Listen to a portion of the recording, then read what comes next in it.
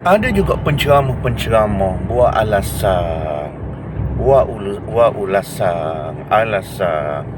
Buat apa MCA gerakkan jadi kawang dia dan dia tidak dianggap lawang Islam? Pasal apa tidak dianggap lawang Islam?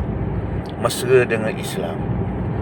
Mereka kata kerana MCA gerakkan ni tak lawan PAH. Tak lawan PAH. Jadi seolah-olah neraca ukuran lawang Islam itu lawan PAH. Mana-mana parti-parti Cina MCA gerakkan apabila dia tak lawang dia, ayah ke tak kritik Islam, tak lawang Islam. Padahal kalau ikutkan gerakan MCA itu memanglah tak lawang dia, dah ia bergabung. Ada hubungan maknanya.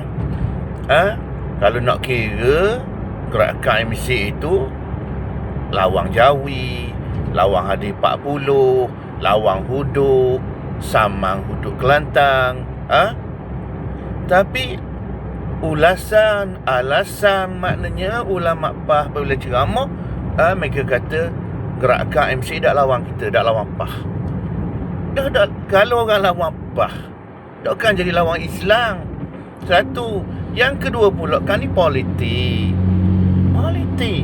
Politik ni awak pun berlawan dengan orang. Orang berlawan dengan awak. Tu yang saya buat contoh main bola. Awak sumbat go, kata kau orang jahil merakak lah, otak 3 suku lah, tolak Islam lah, munafik lah. Tu seolah-olah sumbat go orang lah tu. Jadi kita jawab. Bila kita jawab, dia kata kita ni jelak kafir, tak sokong Islam. Kita jawab tuduhan fitnah dalam ceramah awak. Jadi benda-benda macam ni matang go, sedar go. Kita ni kan tahun 2026 dah. Hak mana akidah, hak mana fiqh, hak mana tasawuf, hak mana politik, hak mana ekonomi. Kat mana boleh lawan, kat mana tak boleh lawan, kat mana ijma', kat mana ijtihad, kat mana khilaf, kat mana boleh berbeza pendapat. Hak boleh berbeza, kita berbeza. Hak wajib jawab, kita jawab. Tomohang orang, tuduhang orang, kita kena jawab. Awak pun kena jawab, saya pun kena jawab, dia, mereka semua kena jawab yang ada kemampuan. Kalau main bola, takkan awak saja boleh sumbat gol. Walaupun awak tu guru, awak ustaz, awak ulama. Takkan ulama nak sumbat gol ngejubah-jubah, mari kita lock lah. Dosa-dosa kita pasal tu guru tu ulama tu ustaz tu. Tak boleh lah, kita dah main bola, kena berlawan, kena sepak bola tu. Itulah juga dengan pilihan raya. Awak dengan gerakan, kita tak kata jelak. Awak dengan MCA, kita tak kata jelak. Kita kata tahalus siasi. Tapi awak pula, orang lain dengan DAP, awak kata jelak. Awak kata munafik.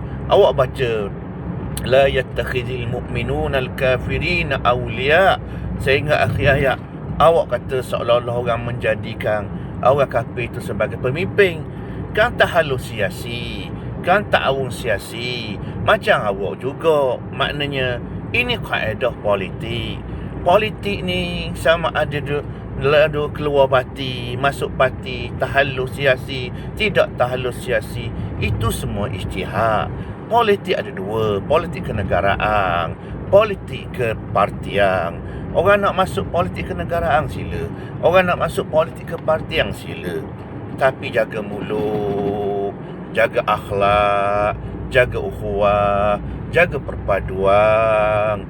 Jangan awak pecah belah, jangan hulu, jangan takfir, jangan ekstrim, jangan ta'asub, jangan asabiyah. Kita pakai baiki sama-sama kita. Mudah-mudahan selamat dunia akhirat. Wallahu ta'ala a'lam.